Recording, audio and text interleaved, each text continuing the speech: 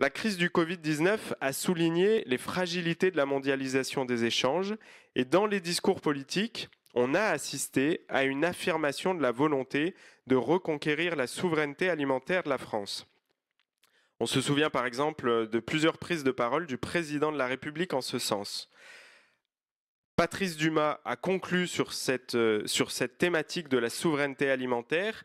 Et donc la première question que je voulais poser à Jean-Louis Rastoin, c'est qu'est-ce que d'abord il faut mettre derrière ce terme de souveraineté alimentaire et quelle différence faites-vous avec l'autonomie alimentaire territoriale?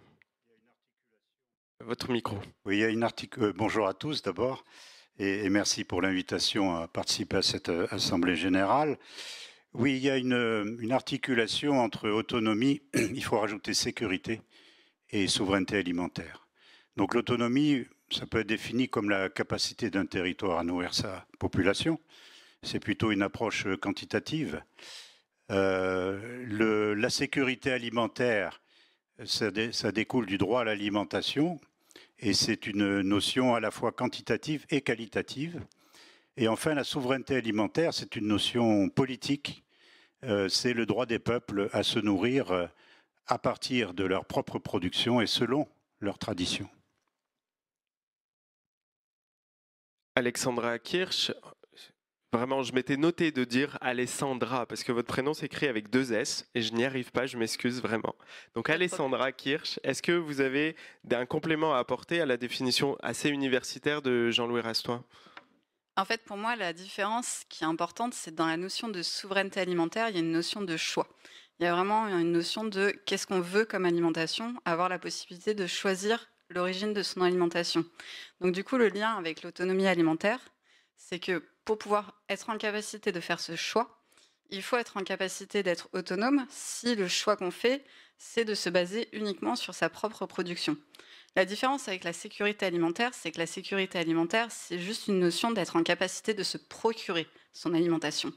Donc, par exemple, la sécurité alimentaire, si on va dans un extrême, elle peut être basée sur les importations si on a la certitude qu'on est en capacité, d'un point de vue logistique ou économique, de se procurer cette alimentation-là. Donc, c'est vraiment la notion de choix qui est déterminante dans cet aspect de souveraineté alimentaire. Et alors, de quelle souveraineté on doit parler? Est-ce qu'on parle d'une souveraineté nationale? Est-ce qu'on parle d'une souveraineté régionale, européenne? Alors déjà, pour moi, avant de définir l'échelle, il faut être en capacité de se donner les moyens de ses ambitions. Donc par exemple, si on décide que c'est à l'échelle nationale, il faut être capable de payer une alimentation qui vient exclusivement de son propre pays, qui donc est plus chère.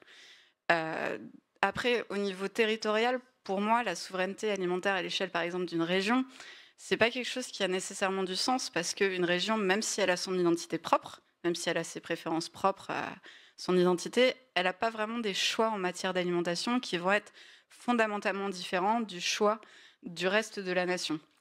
Et si on raisonne à l'échelle européenne, la question qu'il faut se poser, c'est est-ce qu'on veut manger français ou est-ce qu'on veut manger européen? Et là-dessus, on n'a pas forcément tous la même idée de l'alimentation en Europe. Par exemple, quand on voit les conditions de production aux Pays-Bas au niveau des vaches laitières, c'est pas la même chose que ce qu'on fait en France. Donc du coup, c'est là-dessus vraiment qu'il faut se poser la question, qu'est-ce qu'on veut manger et comment on veut manger? Et c'est ça qui contribue aussi à définir l'échelle. Est-ce que vous rejoignez Alessandra sur ces précisions? J'ai une petite divergence. C'est-à-dire, je considère que les régimes alimentaires sont différents au sein d'une nation, en particulier en France, hein, c'est très marqué. Et je suis plutôt pour une approche partant des territoires, le territoire étant la région, parce que les grandes régions françaises sont suffisamment vastes pour pouvoir produire un panier de biens diversifié. Et donc, moi, j'appliquerai le principe de subsidiarité, c'est-à-dire définir une stratégie alimentaire territoriale et ensuite agréger ces stratégies alimentaires pour en faire une stratégie nationale, évidemment articulée avec le contexte européen.